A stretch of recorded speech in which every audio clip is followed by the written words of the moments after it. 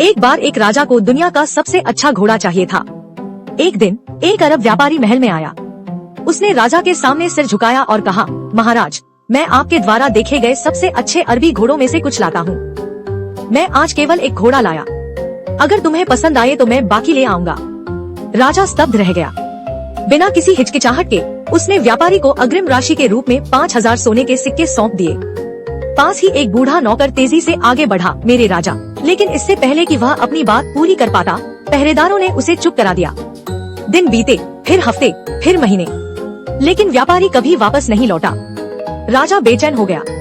एक दोपहर अपने मन को शांत करने की कोशिश करते हुए वह महल के बगीचे में चला गया। वहाँ उसने देखा कि बूढ़ा नौकर चुपचाप बैठा हुआ एक कागज पर कुछ लिख रहा था। राजा ने पूछा, क्या लिख रहे हो? बूढ़े ने सिर झुकाया, महाराज, मैं आपके राज्य के सबसे मूर्ख लोगों की सूची लिख रहा हूँ। उत्सुकतावश राजा ने कागज ले लिया। उनका नाम सबसे ऊपर था। उसका चेहरा लाल हो गया। तुम्हारी हिम्मत कैसे हुई? रक्षकों, उसकी फांसी की तैयारी करो। लेकिन फांसी से ठीक पहले राजा ने मांग की, अपने आप को समझाएं, मेरा नाम इस सूची में क्यों है?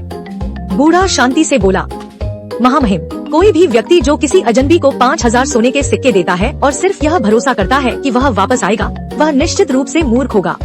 भीड़ चुप हो गई। लज्जित होकर राजा ने कहा, लेकिन अगर व्यापारी घोड़ों के साथ लौट आए तो क्या होगा?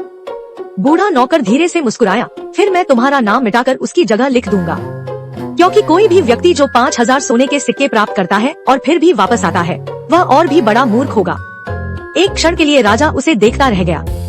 फिर अचानक वह खिलखिलाकर हंस पड़ा और ऐसे ही उसने अपनी जान बख्श दी, क्योंकि बुद्धि सदैव सिंहासन पर नहीं बैठती। कभी कभी यह चुपचाप बैठा रहता है, जहाँ कोई देखने के बारे में नहीं सोचता, और जिन्हें हम नजरअंदाज कर देते हैं, वे अक्सर सच्चाई को हमसे कहीं अधिक स्पष्ट रूप से देखते हैं।